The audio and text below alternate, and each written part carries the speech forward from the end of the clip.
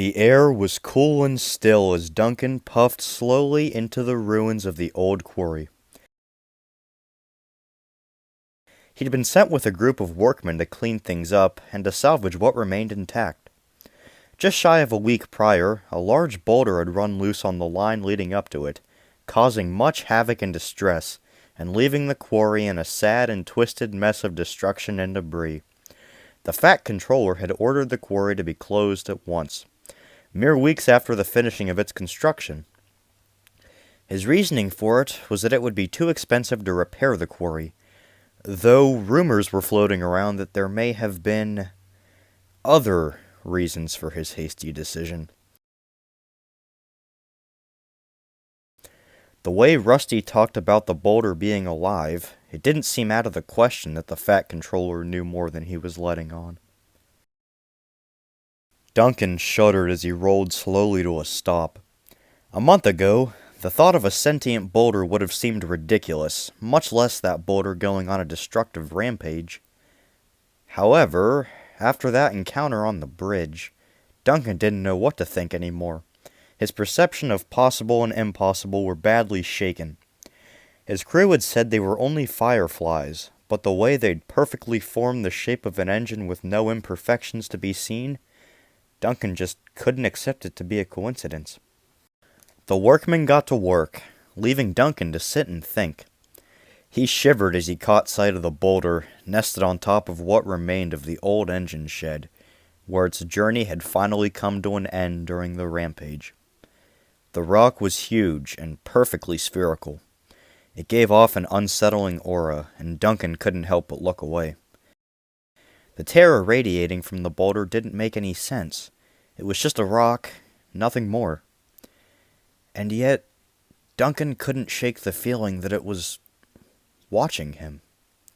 He stared at the workmen for a little bit, then at the ground, then up at the cloudy, dreary sky.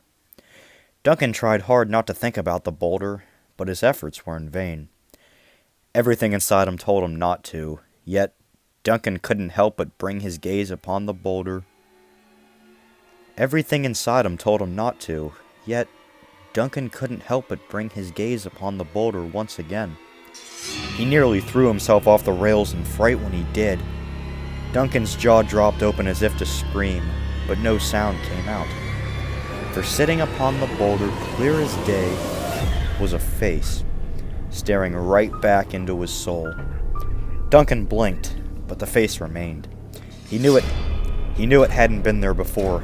He thought he was seeing things, yet for what felt like an eternity, the eyes of the rock stared right back at Duncan. He tried to call out to the workmen, but his voice was caught in his throat, and he couldn't get the words out. Then, suddenly and without warning, there was a loud scream.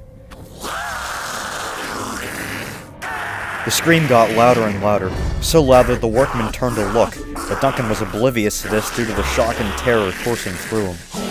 Though the echoing made it difficult to pinpoint the sound's origin point, Duncan was sure it was coming from the boulder. The screams got so unbearably loud that Duncan closed his eyes and tried to drown it out, but to no avail. The ground began to shake violently, as if a mighty earthquake was upon the quarry.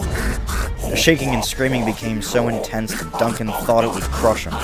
He closed his eyes as tightly as he could and prayed for it all to stop.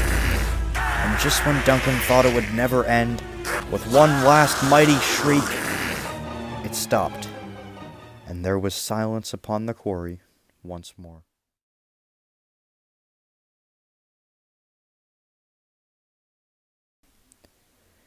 Duncan kept his eyes closed for a while after, trembling in fear that it would start without warning again. When he finally mustered the courage to open his eyes again, the same shock and terror swept over him once more. Not because of what he saw, but because of what he didn't see. For the rock that had nearly broken him only a few short minutes ago was nowhere to be seen.